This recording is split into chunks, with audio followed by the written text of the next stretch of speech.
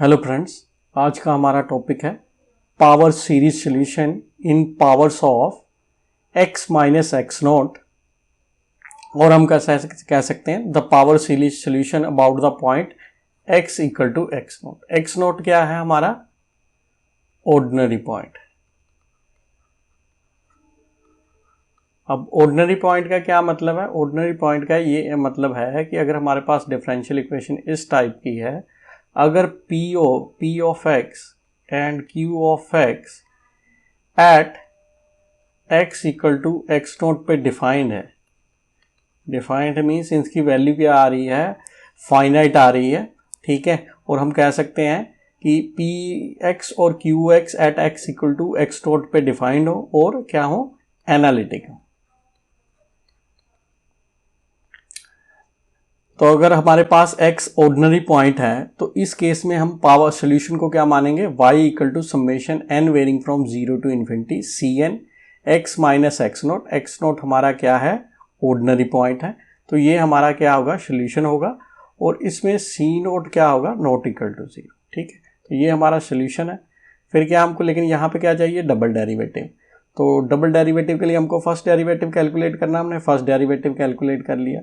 तो अब देखो हम पावर सीरीज सॉल्यूशन निकाल रहे हैं in terms of x minus x note, या कहें इसकी पावर्स में, means x minus x naught की पावर्स में।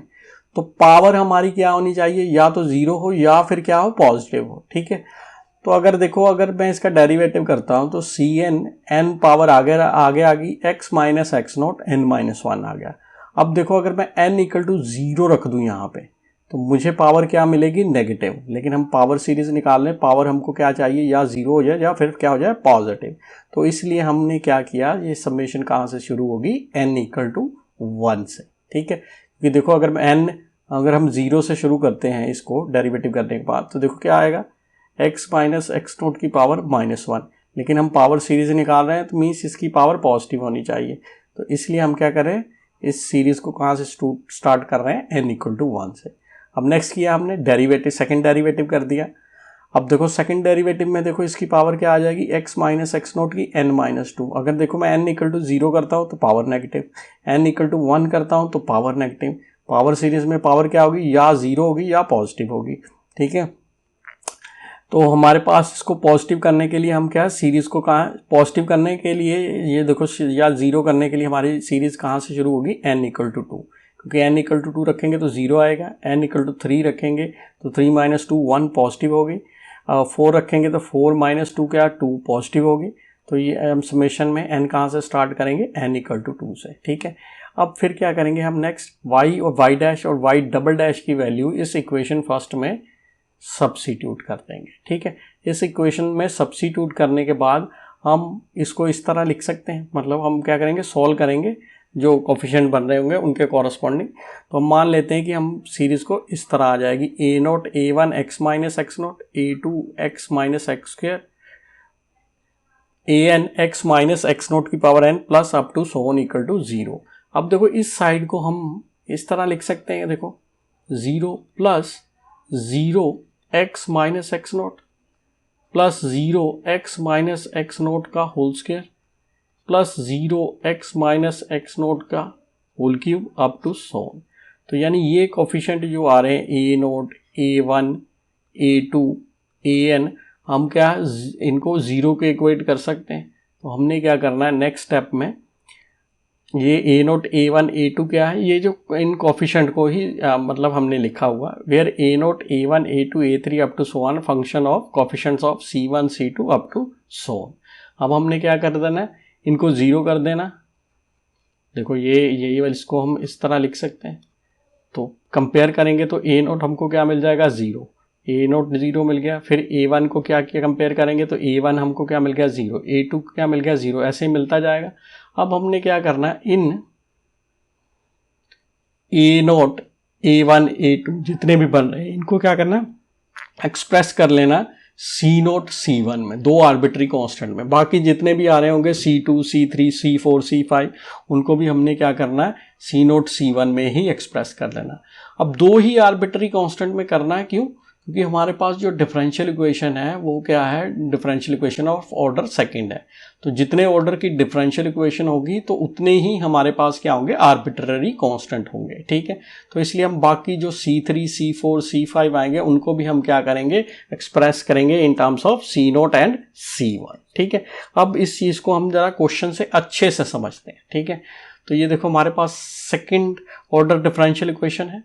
अब कौन क्या है, find the power series solution of this equation about the point, यहाँ पे क्या आएगा, अबाउट द पॉइंट 0। ठीक है, तो यहाँ पे हमको क्या दे दिया, देखो हमको क्या करना है, x इक्वल टू x0 पे सीरीज एक्सपैंड करने के लिए हमने मेथड पढ़ा है। तो यहाँ पे हमारे पास x क्या दिया, x इक्वल टू 0, यानी ये जो वैल्यू है ये हमको क्या दिया, x0। ठीक है, तो देखो हम पहले चेक कर लें x इक्वल टू 0 पे p और qx डिफाइंड है या नहीं। तो देखो ऊपर वाली इक्वेशन में हम देख सकते हैं, यहाँ पे y डबल डैश का कोफिशिएंट कितना 1 है। तो हम क्या करते हैं, एक्स स्क्वायर प्लस 1 से डिवाइड कर दें इस इक्वेशन को, तो क्या बन गया, y double dash x by X square plus 1 y single dash minus x by X square plus 1 y equal to 0। तो अब कंपेयर कर लेंगे इसी से, किससे कंपेयर करना, y double dash p of x y dash q of x y equal to 0। तो हमारा p ऑफ x कितना आ गया, p ऑफ x आ गया x by X square plus 1 और q ऑफ x कितना आ गया, minus x by X square plus 1। ठीक है, अब क्या करना है, एट पॉइंट किस पे एक्सपैंड करना है, at point x equal to 0। इस पे चेक कर लेते हैं कि ये डिफाइंड है या नहीं। एट x इक्वल टू 0 पे करोगे तो क्या है, 0 बाय 0 प्लस 1, तो 0 बाय 1 आ गया, दैट मीन 0 आ गया। मतलब p ऑफ x क्या है, एट x इक्वल टू 0 पे डिफाइंड है। अब q ऑफ x चेक कर लेते हैं, तो q ऑफ 0 करोगे तो क्या आ गया, माइनस 0 बाय 0 प्लस 1, तो ये भी हमारे पास क्या आ गया, 0, तो ये भी डिफाइंड है। तो यार दोनों ही पॉइंट x इक्वल टू 0 पे p और qx क्या है, एनालिटिक है। ठीक है, अगर एनालिटिक है दोनों तो x हमारा क्या हो गया, x equal to 0 is an ordinary point.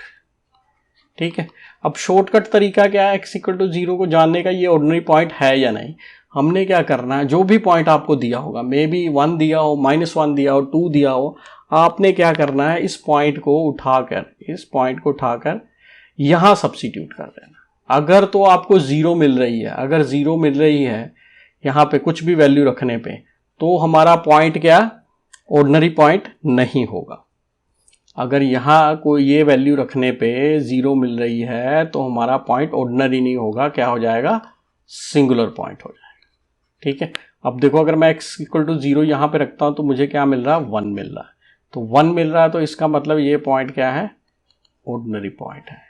ठीक है, अगर अदर देन 0 मिल रहा है, ठीक है, चाहे 2 मिल जाए, 3 मिल जाए, -1 मिल जाए, -4 मिल जाए, अगर यहाँ पे ये पॉइंट रखने पे हमको 0 नहीं मिल रही तो इसका मतलब क्या है, ये पॉइंट ऑर्डिनरी है। अगर यहाँ पे रखने पे 0 मिल रहा है तो इसका मतलब है मे बी पॉइंट सिंगुलर हो, रेगुलर सिंगुलर पॉइंट हो या इररेगुलर सिंगुलर पॉइंट हो सकता। तो उसके लिए मैंने एक कंडीशन बताई है पिछले लेक्चर में, तो आप उस लेक्चर को देख सकते हैं। ठीक है, तो अब हम क्या करते हैं, हमको पॉइंट पता लग गया कि पॉइंट क्या है, ऑर्डिनरी पॉइंट है। तो हमारा सोल्यूशन क्या आ जाएगा, let y equal to summation n varying from 0 to infinity Cn x की power n be the solution. ठीक है, ये किसका सोल्यूशन है, इस इक्वेशन का। ठीक है, सोल्यूशन ऑफ फर्स्ट। ठीक है, अब क्या करना है, हमने डेरिवेटिव कैलकुलेट कर लो। तो y डबल डैश करोगे तो देखो क्या आएगा, Cn n x की पावर n-1। अब पावर सीरीज में x की पावर या तो 0 हो सकती है या फिर पॉजिटिव होगी, नेगेटिव तो हो नहीं सकती। तो हमको क्या करना पड़ेगा, क्योंकि देखो अगर n में 0 रखता हूँ पावर नेगेटिव हो जाएगी, तो इसलिए इसको समेशन को कहाँ से स्टार्ट करना पड़ेगा, n इक्वल टू 1 से।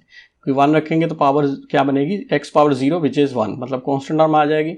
अगर 2 रखोगे तो 2 - 1 x की पावर क्या आ जाएगी, पॉजिटिव आ जाएगी। सिमिलरली हमने क्या किया, फिर डबल डेरिवेटिव निकाल लिया। तो यहाँ पे आएगा सेम आर्गूमेंट से, n कहाँ से स्टार्ट होगा, 2 से इन्फिनिटी तक जाएगा, Cn n, फिर क्या आएगा n-1 x की पावर n-2। अब क्या करेंगे, इस वैल्यू और इस वैल्यू को इक्वेशन फर्स्ट में सब्स्टिट्यूट कर देते हैं। ठीक है, तो इक्वेशन फर्स्ट हमारी क्या है, X square plus 1 y double dash. तो हमारे पास इक्वेशन क्या है, X square plus 1 Y double dash, तो ये है, तो क्या आ गया, summation N varying from 2 to infinity C N N N minus 1 x की पावर एन माइनस 2, ठीक है। फिर क्या है, plus X Y dash, plus X Y dash, अब वाई डैश क्या है, ये है, तो N varying from 1 to infinity C N N x की पावर एन माइनस 1। अब नेक्स्ट क्या है, minus X Y equal to 0, तो माइनस एक्स वाई हमारे पास क्या है, ये है, N equal to 0 to infinity C N X N की पावर 0, ठीक है। अब देखो इसको हम क्या करते हैं, सॉल्व करते हैं। देखो हमने ऊपर क्या बताया, ये जो बन जाएगा, ये सब्स्टिट्यूट करने को हमको इस तरह एक्सप्रेस कर लेंगे, ठीक है। फिर क्या करेंगे, कोफिशिएंट को 0 इक्वेट करेंगे, जैसे हमने किया ना। देखो ए नोट को 0, A1 को 0, A2 0, ए नोट A1 A2 क्या है, ये function of C note C1 C2 बन रहे हैं, ठीक है। तो हमने क्या करना है, देखो जब एक्स स्क्वायर इसके साथ मल्टीप्लाई होगा, ठीक है, तो एक पावर लेस हो जाएगी, तो हमारे पास क्या आ गया, summation N varying from 2 to infinity C N N N minus 1 x की पावर एन, ठीक है, प्लस अब देखो जब 1 इसके साथ मल्टीप्लाई होगा तो क्या आ गया, summation N varying from 2 to infinity C N N N minus 1 x की पावर एन माइनस 2 ही रहेगा यहाँ।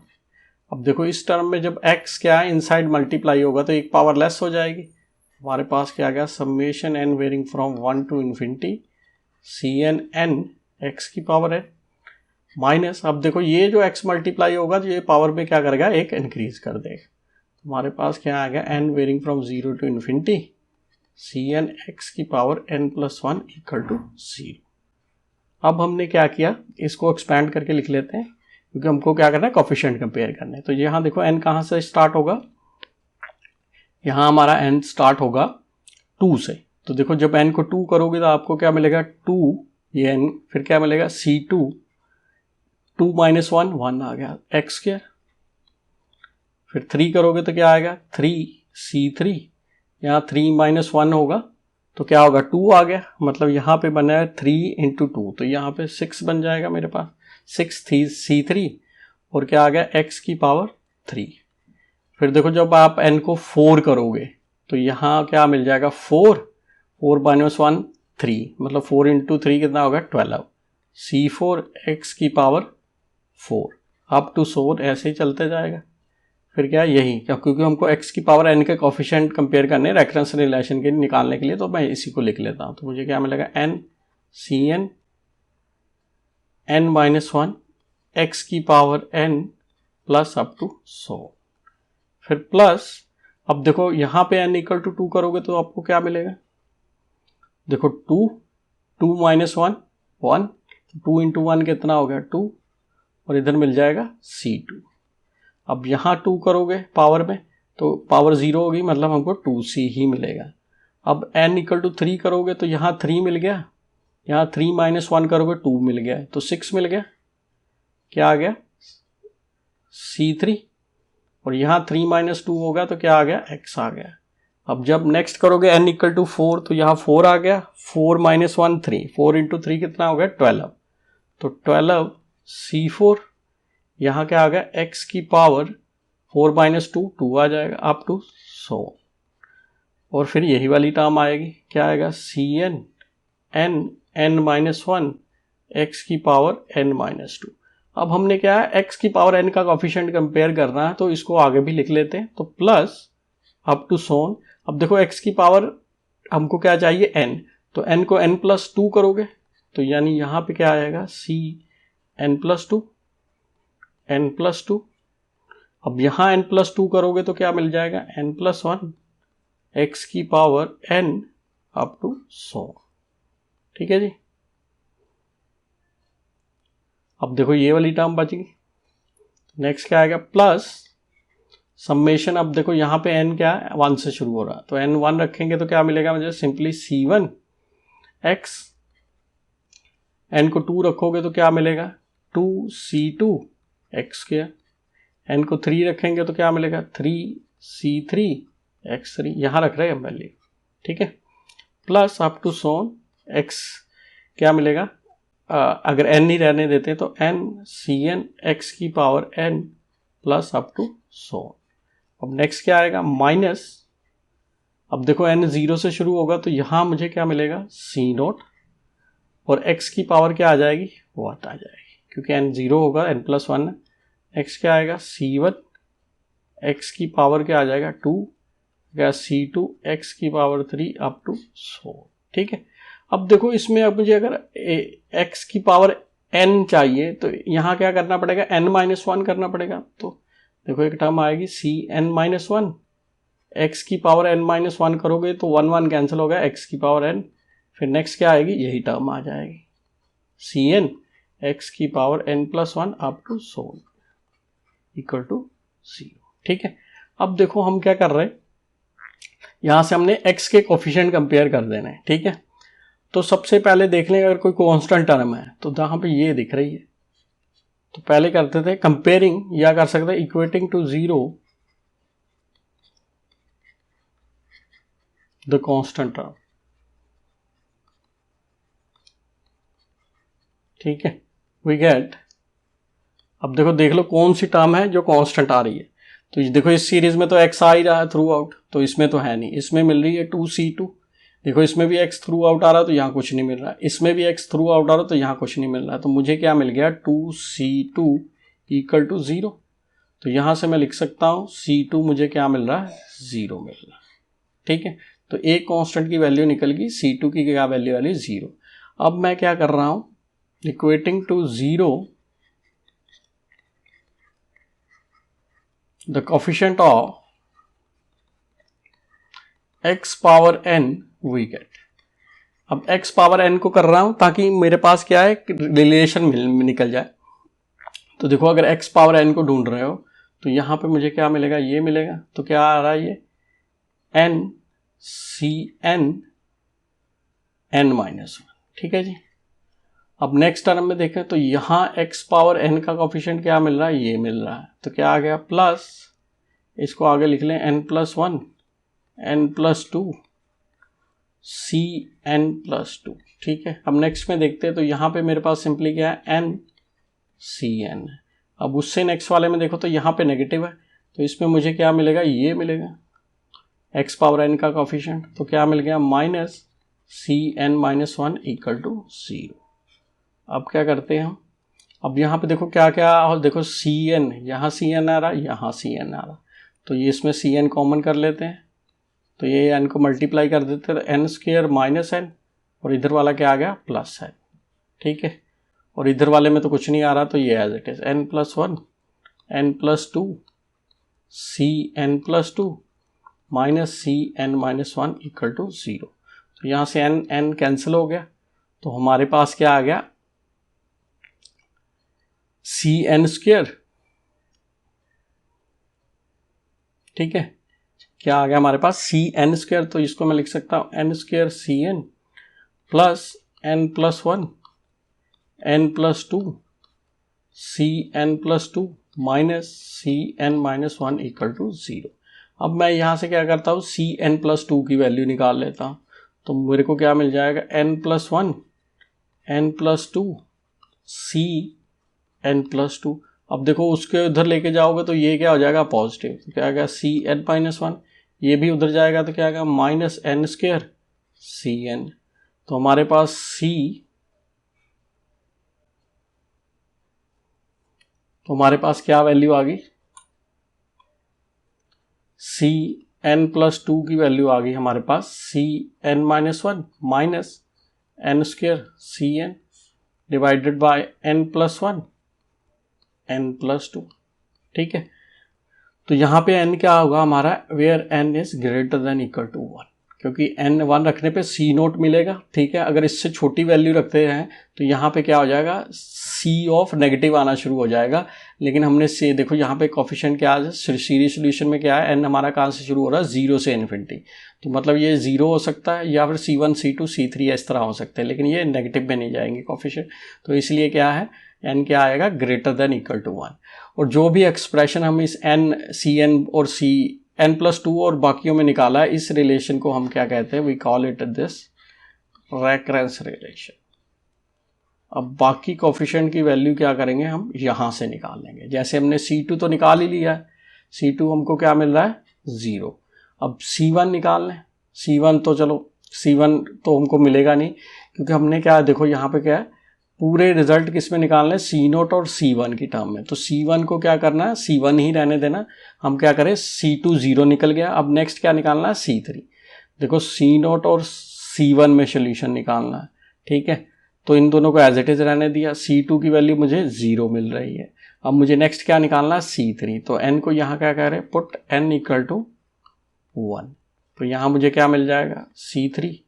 यहाँ क्या मिल जाएगा, C0 माइनस, अब देखो n को हमने क्या किया 1, तो यहाँ 1 ही बन जाएगा। तो क्या आ गया, C1।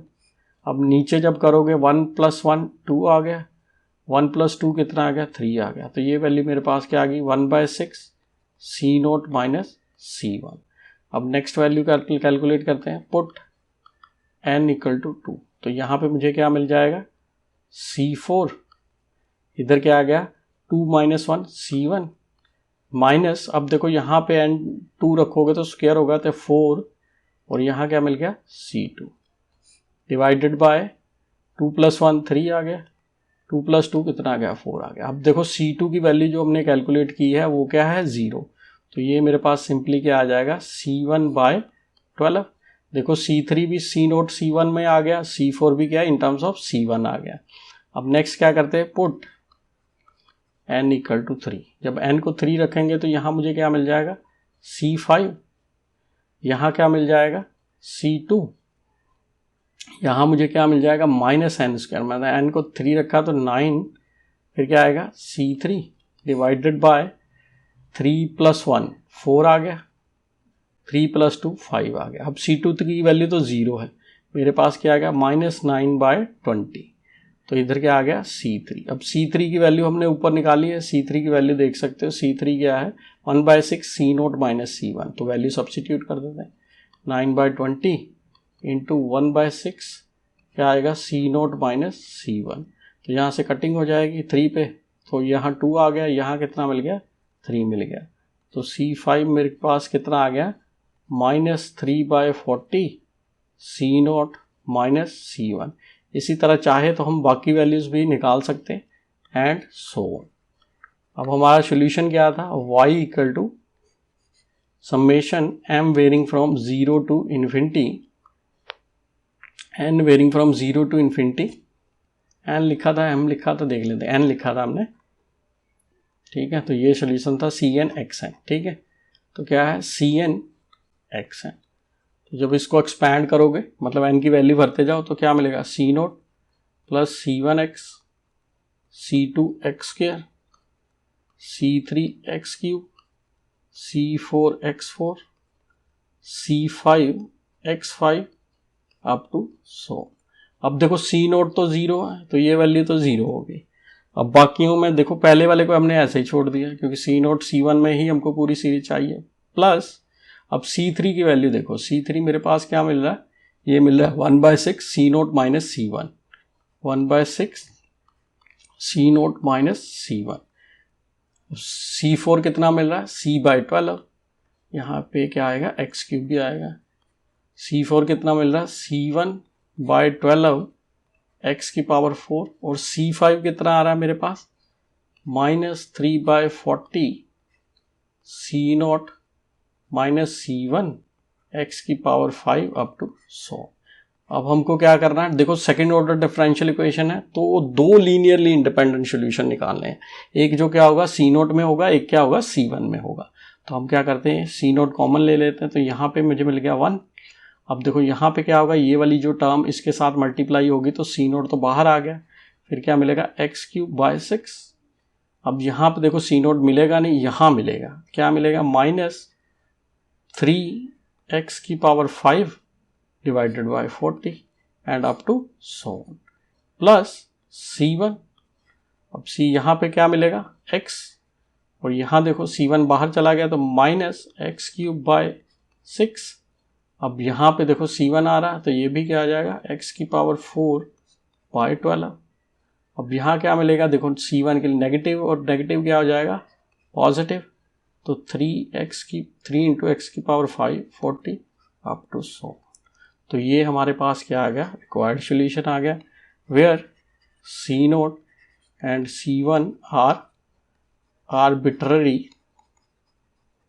कांस्टेंट्स। तो ये हमने क्या किया था, अगर हमारे पास पॉइंट ऑर्डिनरी है तो उस केस में हमने क्या किया था, पावर सीरीज सॉल्यूशन निकालना सीख लिया।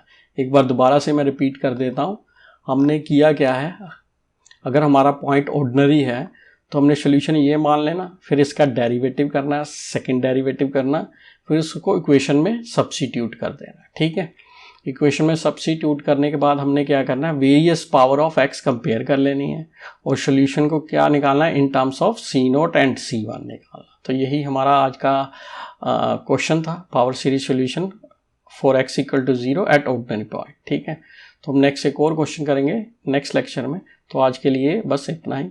अगर आपको ये लेक्चर समझ आ जाएगा तो please like, share and subscribe. Thank you for watching this video.